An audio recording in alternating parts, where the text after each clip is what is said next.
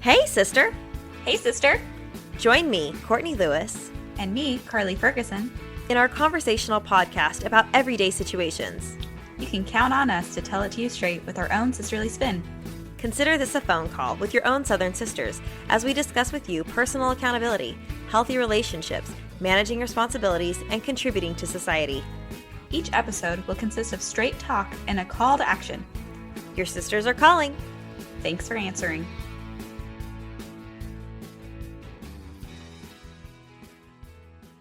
Welcome to Hey Sister. This is episode 4, Quiet Your Mind. So, Carley, if I asked you to calm down, what would be your response? Oh, heck no. I don't like being told to calm down. I think that's pretty universal. Most people don't like to be told calm down. But when you and I were growing up, the phrase that we would hear inside the walls of our home was quiet your mind. And I don't know if that's something that is commonly said in the world, but that became a phrase that was said in our household. I mean, we've obviously inherited this, whether by birth or by choice, of trying to run at like a frantic, frenzied pace to get everything done. And our mom was kind of the queen of that and set that example of having lots of projects going at one time and really just trying to tackle everything at once. And sometimes Dad would say to her, quiet your mind. And it kind of surprised me that that never bothered Mom. Dad would say, quiet your mind. And it would kind of be a reality check for her. Like, I do have a lot of things on my plate right now. I need to focus on one thing at a time. Mm-hmm. And so that kind of set an example for me. I noticed it. And I would always think, okay, quiet your mind. And I say that to myself occasionally when I feel myself getting frantic and feeling like, oh, there's so many things to handle. We both felt that this was an important topic to address today. Quiet your mind. And as we were talking about it, we had the same person come to mind for who we would want to be our guest expert. We are excited to have with us today Lyndi Laws Cristello. She is a massage therapist and a holistic life coach, as well as a yoga instructor and a dear friend of mine here in Tucson, Arizona. We're excited to have her with us today. So, Lyndi, welcome to our podcast. Hi, guys. I'm so honored to be with you guys. Even just listening to you right now, it makes me emotional because I just love you both. And I'm so proud of you. Thank you. Well, we're glad to have you here. You are such a great example of quieting your own mind, but also inspiring me to quiet my mind. So we're excited to have you here and to be addressing this topic, which we feel like so many people can benefit from. So hopefully all the women and all the people throughout the world listen to this, but I know specifically, if nothing else, this will benefit our lives. So we're glad you're here. Yeah, it is definitely something that is pertinent for all of our sisters here. I feel it on a very personal level, but it helps to hear quiet your mind for us. It helps me because I feel like it localizes the place that I need to focus on. When Courtney told me that she told you about the title, she said that you were pretty excited about it. Oh, so what does quiet your mind mean to you? So quiet your mind to me means that most of us seek out constant stimulation because we don't want to feel bored, right? We just let our minds go. But that only makes it harder for us to relax. You guys are moms, you're busy moms, so you're just always kind of, what do I need to do? What do the kids need? But the need for stimulation means that your brain doesn't know how to shut off. So it wanders from one thing to the other on random tangents.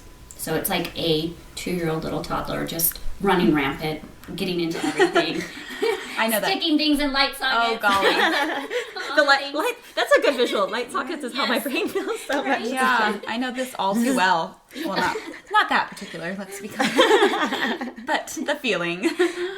Before you know it, you're worrying about something that wasn't even an issue 5 minutes ago, because we like to create chaos in our brains. All of this leaves you feeling mentally burned out or exhausted, right? You go home and you're like, oh, I'm so tired, I didn't even do anything today. Right. It's because you're letting your mind just go wild. So when your mind is busy, how do you make it shut off? I can tell you to take a deep breath or go for a walk or calm down. Right. That calm down phrase, yeah. There you go. And I know I'm the same way as you. I'm kind of a rebel at heart, so I'm like, don't tell me what to do. Right. Even to myself. It's really weird. It's like, I will tell myself, no, you can't do that. And I'm like, oh yeah, self, I can do that. Mm-hmm. Well, that does sound just like Carley. Right? Oh yeah, I know. We're like-hearted. So when your mind is busy, how do you make it shut up? Like I just said. I could tell you to take a deep breath, go for a walk, calm down, but that won't exactly stop your mind from chattering at you. So for this world where it feels like going go, go, go is so rewarded, how do we turn our brains, not off, but allow that space to quiet our minds? And what are the benefits to that? So just really quick, I want to touch on something that you said, how you feel like you have all this stuff to do and then at the end of the day you feel like you did nothing, right? So what happens when your mind is busy like that? It's constantly going, turning, and you're thinking that you're doing all these things, but you're actually not. You're not really taking the action. So that's why you're so exhausted, and that's why you feel like you didn't do anything, because you let your mind just go crazy, and then at the end of the day you're like, oh, well, these X, Y, and Z that I really wanted to get done, I actually didn't get done.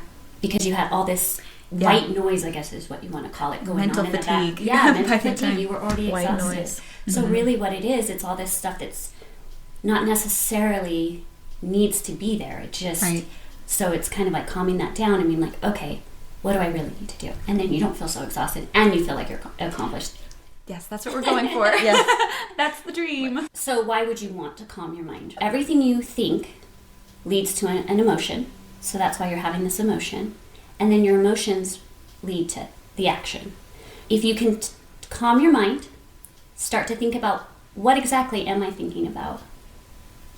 Then going, okay, why do I feel this way? Or go backwards. Why do I feel this way? Remember your last thought. Remember your last thought. What was I thinking that made me feel this way? Can be good or bad, or indifferent. It doesn't really make a difference. It's just wrapping your brain around the thoughts that you are thinking, create emotion, and the emotion creates the action. Wow. I love that connection because I feel like sometimes we either think thoughts only lead to actions or the opposite, that our emotions or uncontrollable. That and they are what's ruling Are we us. taught? So we're taught that our emotions are uncontrollable. Yes. I mean, growing up, that's kind of how I was raised. Like, you're just like, oh, I'm just feeling this way because I'm sad, or because my hormones are changing, or because of this.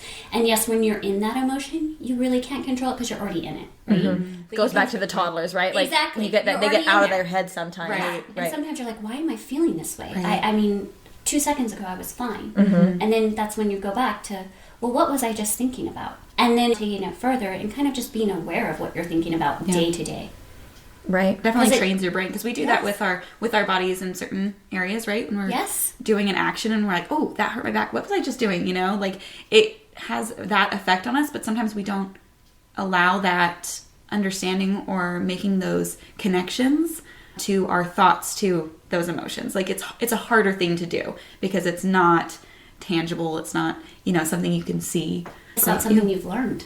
Right. I mean, we've talked about physical exercise, what you eat, those types of things, but our brains, I mean, I was never taught that mental health or calming your mind was important. And that you have control and you can train your brain. Exactly. One thing that you'd mentioned before that I think is beautiful is, and this is not a religious podcast necessarily, but I like that you combine the elements, that this whole idea that thoughts lead to emotions, lead to actions, isn't just our own speculation here. Like you've mentioned before, that the Bible backs it up, that science backs it up. So can you tell us more about that? Yeah, I've learned psychology, I've learned life coaching. I am Christian, so I have read the Bible a lot. So it's just, I always like to know that, is this just something that I'm hearing? But it's like, if you go back and you start, and it's been studied and it's been researched, and then it goes back, what, the Bible's like over 3,000 years old, it's just, it's there. It's all there for us. It's just, we just didn't realize it. You shared a verse about it. There's a couple. So Philippians 4:8-9, the Apostle Paul writes, "Finally, brothers and sisters, whatever is true, whatever is noble, whatever is right, whatever is pure, whatever is lovely, whatever is admirable. If anything is excellent or praiseworthy, think about such things. Whatever you have learned or received or heard from me or seen in me, put it into practice. And the God of peace will be with you." So it's basically talking about what you're thinking. Think about those good things. Think about what you're grateful for. Or think about admirable things. Think about positive things. Right. And that's going to put you in a space of peace and happiness and stillness. When my mind starts going a little crazy, I'm starting to feel overwhelmed, I start to ground myself and think, what am I grateful for? What do I have in my life that I'm grateful for? It could be a healthy body, a healthy mind, you're not sick. I mean, it could be, even if you can't find anything outside of that, Like if maybe you're not married, maybe you're not like in a relationship or things like that, but you can start with what you have within yourself. You have clean water, you have a roof over your head. It's simple things, and then it's building upon those simple things. I love that verse in particular, and what I find interesting is that that's in the Bible, but it's also backed up, that same idea that your thoughts can lead to the way you feel or your actions. That's backed up by science too. And when, like you've said, when the Bible and science agree, then you know that there's some truth there, because we live in a world where it almost seems like they conflict they each do, other. right? Yeah. So what is it within science that backs up this whole idea that your brain can control your actions? So behavioral psychology, which I don't have a degree in, but if you go through the courses, they talk about the exact same thing. How your thoughts create the emotion, and the emotion creates the action. So it's kind of just being aware of your thoughts. It goes back to exactly the same thing. It's just worded differently. Right. And you've had experience with this in your own life, right? Oh, for sure. Yeah. So in my 20s, I definitely suffered with anxiety and depression, or at least that's what I thought. But I've kind of always been one of those people that I'm like, why am I feeling like, why am I like this? Why? You know, because I thought I was like this, which is not necessarily true, because it wasn't who I was. You're not a flawed individual. Exactly. It was just a symptom I was having, and I didn't like it, because I'd had the opposite feeling of feeling peaceful, happy, joyous, fun, all those, and that's actually who I really feel like at the core of who I am. So when I was having this so-called anxiety, depression, things like that, I even, at one point I actually took something for it, because I didn't know what else to do. I was not taught those skills. But the more research I did on myself and what I could control is when I started getting into all of this, the life coaching, the behavioral sciences, reading the Bible, things like that. And I was like, oh my gosh, they're all saying the same thing. I actually have control of how I feel. That's amazing to me. Yeah, that actually calmed me down so much to be like, oh my gosh, there is an answer. I'm not broken. Right. I can fix this. I don't have to take a pill. But that was my journey. Right. And that's beautiful. And we're not trying to speak to the whole world here, but, listen to yourself. And I will say there is something magical about having good friends that you can rely on and good people to talk to. And I feel like I've been surrounded by, yes, family members, but also good friends who make a huge difference. And I will say, just speaking to Lyndi's credibility here as well, we've talked a little bit about how your thoughts can affect your emotions, but those emotions I've noticed in me recently that sometimes that affects my physical body. Lyndi, she's a yoga instructor, and that's actually how I met her, was through her yoga classes. One of the classes that she teaches is called booty yoga, and it's not like, booty, shake the booty. It's like, although you do that quite a bit in the class, but it's B-U-T-I. Anyway, I was in one of her booty yoga classes, and she ends the class, at least, pre-pandemic, she would end the class with a massage to those who came. And it was just a small massage from like the neck up. It was interesting because I went to this class that particular day feeling the weight of the world. I had some awareness of some turmoil between other people that I care about in my life. And it was really weighing on me. And it really wasn't mine to worry about, but it was weighing on me. Nobody else knew about it. But at the end of this booty yoga class, we're laying on our mats, and Lyndi comes up to me and puts her fingers on the nape of my neck and starts just gently moving her fingers on my neck, and she just whispers into my ear, "What is going on?" And it was so interesting because I just wanted to start crying, because I thought, how in the world does she know? Like, what voodoo magic does she contain? What crystal ball is she looking into that she would know that? And so after class, we talked for a minute, and I was like, how did you know? And Lyndi, can you touch on that for a second? How did you know that? Literally touch on that. Yeah, touch on that. Well, first of all, I do pick up on energies. I mean, I've been doing massage almost 18 years.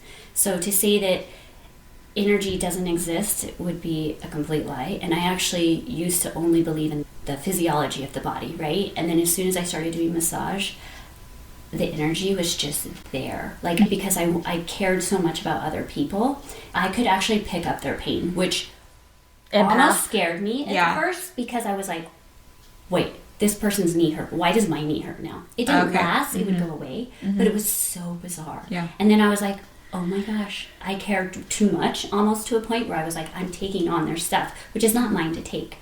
So with Courtney, of course, I love Courtney, so I pick up on your energy naturally because I care about you and I'm in tune with you. But also when I'm actually physically touching somebody, I can tell like if I'm up at their neck and shoulders, usually that means that something's weighing on their shoulders. Something's on their mind, which a lot of us do. For a massage, when I physically touch somebody, I can usually tell on their neck and shoulders, I can feel the weight of the world. So it's like you hold everything on top of the shoulders. Like you're just like, I'm carrying all this heavy stuff on top of my shoulders, on top of your neck, right? Because it's all kind of one right there. That's why when you were touching me and I was worried about somebody else, you felt it, because it was not even mine to carry, but it was somebody else's issue that I was made privy to, and you could feel it. Yes, because you care, right? So sometimes caring can be a little bad on us. And then if you even move further down into the low back, usually if someone has like either a weak low back or a tight low back, or that's just kind of where they chronically hold tension, that usually means that they're not feeling supported. So that could be financially, that could be from another partner, that could be just somewhere in their life that they're actually not feeling stable or supported. And then if you take it into the hips, especially, I mean, it is for everybody, but especially for women, we hold a lot of our emotions in our hips. So if you have tight hips, it's just telling me that there's something in your life that you need to feel. You've had an emotional experience that you're just suppressing and that you need to let out, whatever that is. It could be anger, it could be sadness, it could be happiness, it could be all these things. And I think we're taught that it's not okay necessarily to be sad, that we should be happy all the time.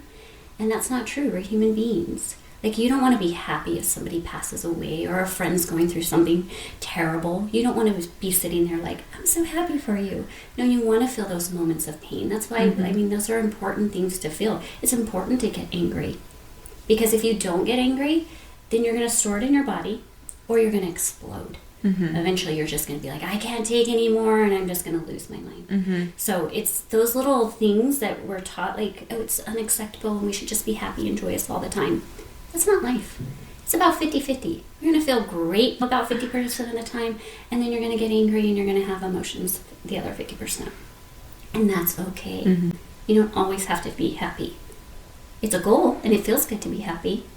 But there's times where you need to feel sad. There's times when you need to get angry. Those are important emotions to feel too. That's great. So when we have these emotions and we want to work through them, what are ways that we can quiet our minds? One that we all know is exercise. There are obviously physical benefits to exercise, but it can also do wonders for your mind. Getting out of your head and into your body is a helpful way to direct any scattered energy or high energy. Like you said, you're a high energy person. I am too. And if I don't exercise, oh my gosh, my mind just goes bananas. So exercise for me is very important. I learned that at a young age. Interval sprints is a good way to exercise, or walks, but a fast-paced walk. Weightlifting, kickboxing, dance all force you to focus in different ways. Though I love yoga, Pilates, I'm actually a yoga teacher myself. I know that if you're a high energy person, because I am, it's not always necessarily a good thing for quieting the mind, because it's not getting that excessive energy out.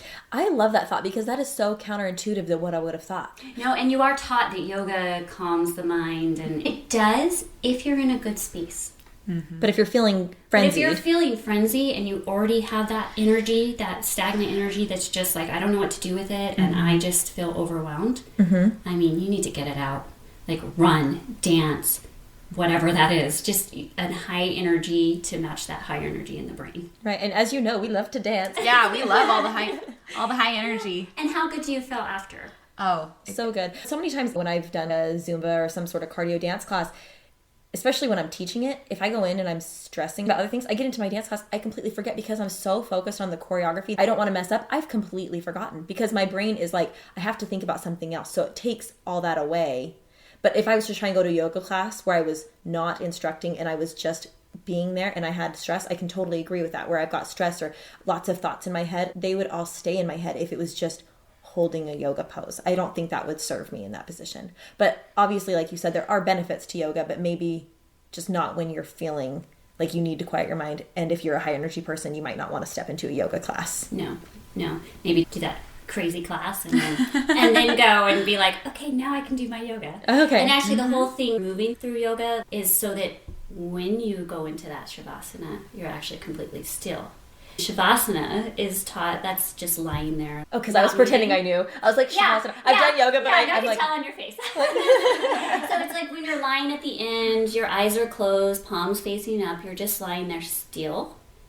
The whole reason you did all that movement before is for the benefit of lying there with a quiet mind. Cool.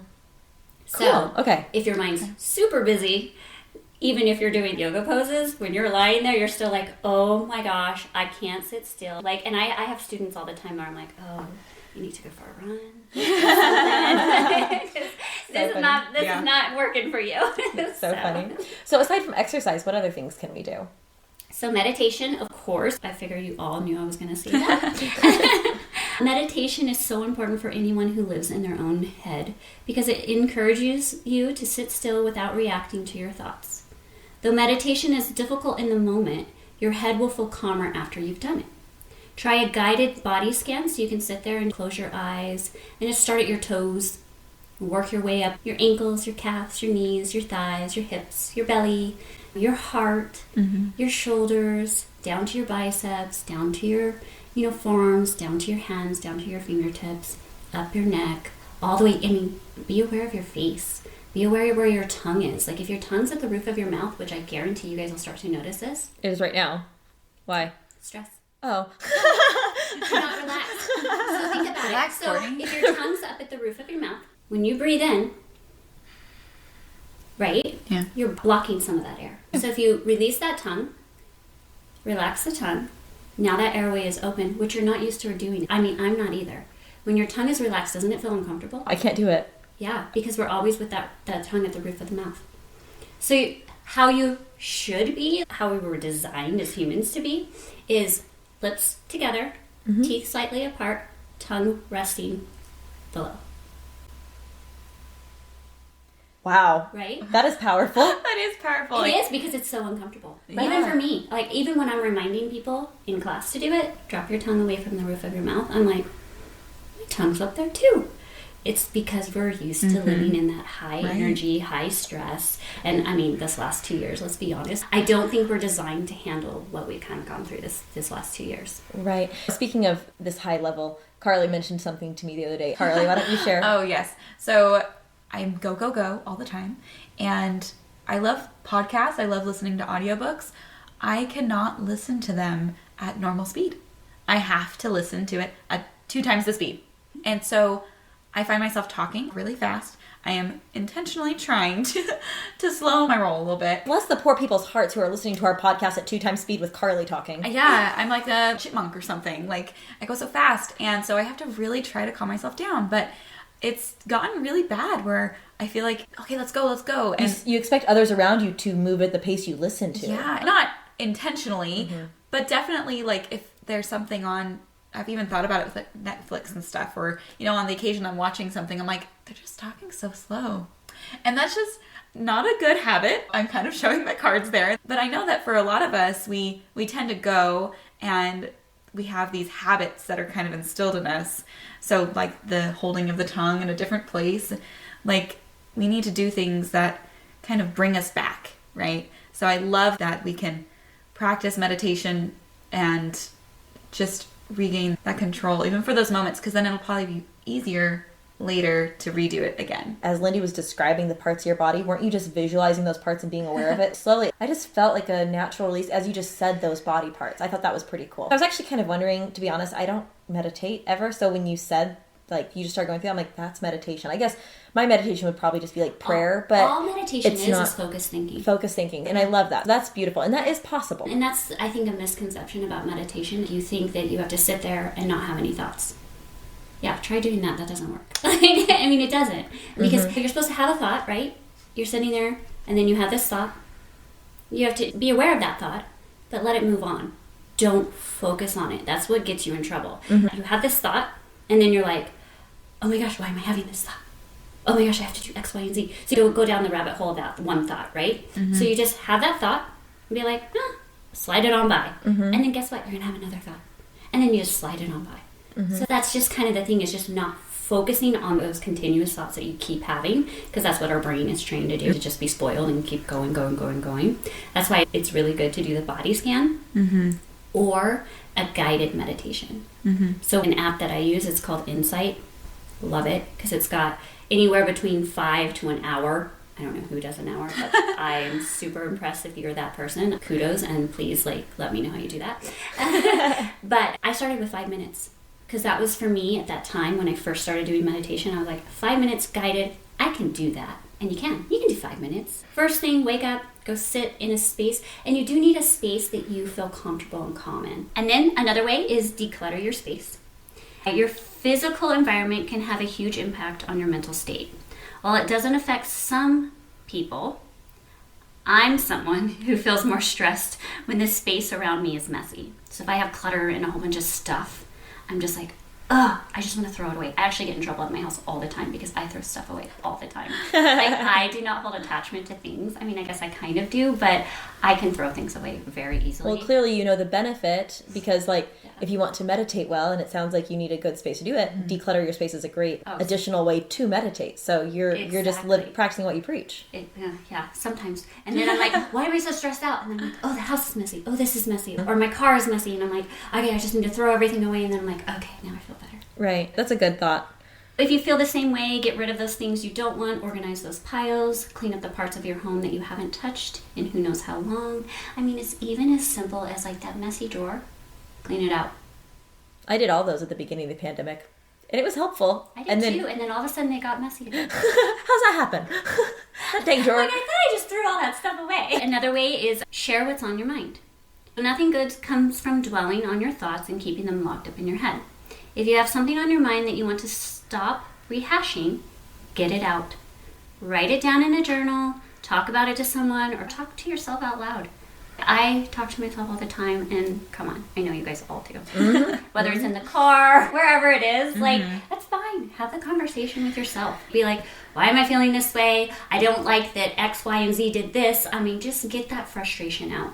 The best way, though, is calling a good friend, calling your sister, your mom, whoever it is that you feel non-judgmental from. I've learned that if you call somebody and just say, hey, I just need to vent. I don't want advice. I don't need an opinion. I just need you to listen. Because a lot of times when you get all that stuff out, you've worked it out. Like, you're like, oh, okay, now I know what I can do to fix that. Exactly. Yeah. We've talked about that before. In fact, we just had a conversation about that, about giving advice. I'm like, oh, well, I like that you said that, but now it really solidifies where I want to be. She was like, no, but really take my advice. No, I don't give advice often, okay? That's not my role. That's a separate story. But anyway, it was just kind of funny. Because, yes, it is true, though. Most of the time, just venting helps you to know where your emotions are and where your thoughts are on a topic. Yeah. You jokingly call them sister sessions, call and just unload for a moment. Creating that space and those boundaries of what you need in that moment.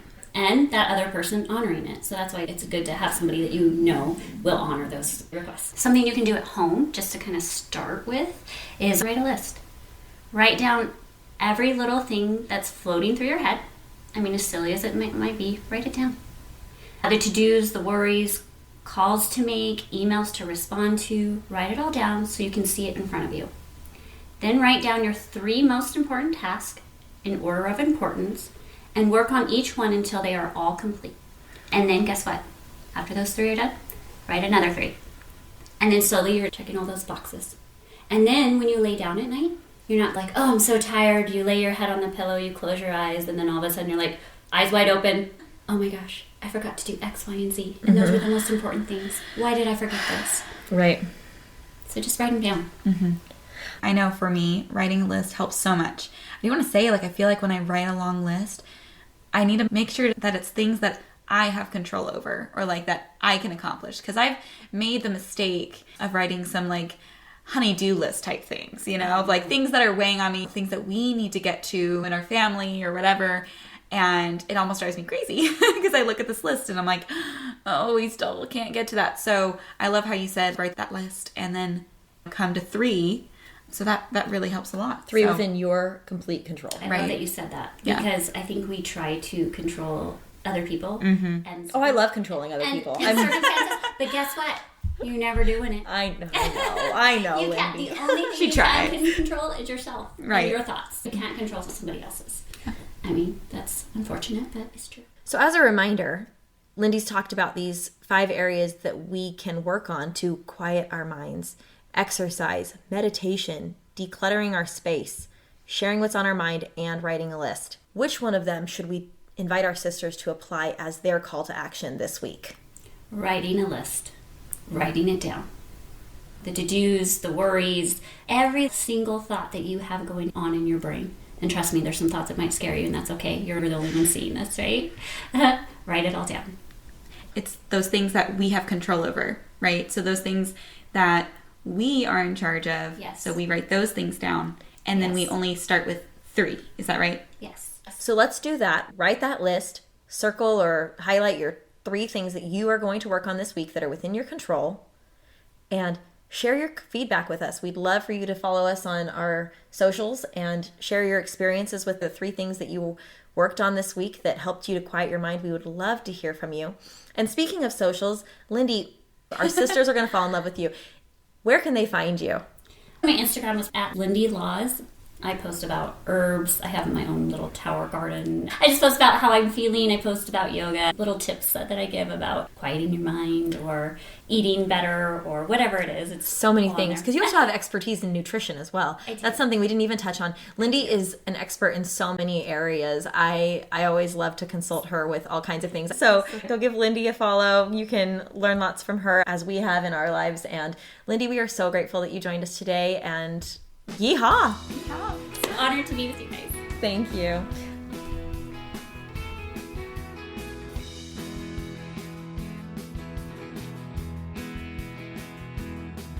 Sorry, my stomach is growling. Oh, I do that weird thing too. I'm like, the mic better not pick up like that. I keep kind of like, stop.